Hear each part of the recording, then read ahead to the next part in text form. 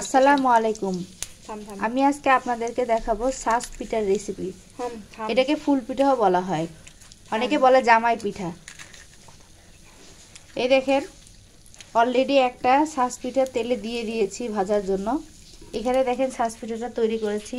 ডিম, একটু কালো জিরে দিয়েছি, চিনি আর ময়দা দিয়ে এটাকে বেক করা হয়েছে। এখান থেকে দেখা যায় এই যে সাসটাকে গরম করে নেই তেলে, তারপরে এর মধ্যে দেওয়া হয়।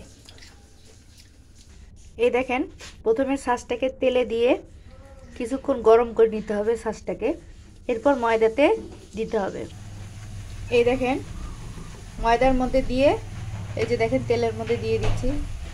এই দেখেন অটোমেটিকলি সাসটা খুলে গেল। পিঠাটা দেখেন অটোমেটিকলি সাস থেকে খুলে গেছে। এই দেখেন কি সুন্দর দেখতে হয়। আপনারা বাসায় এভাবে ট্রাই করে দেখতে পারেন। এই দেখেন আমাদের সাস পিঠা রেডি হয়ে গেছে। এভাবে করে আপনারা বাসায় তৈরি করে খেয়ে দেখতে পারেন। এভাবে একে একে করে আমরা সবগুলো সাস পিঠা তৈরি করে নিব।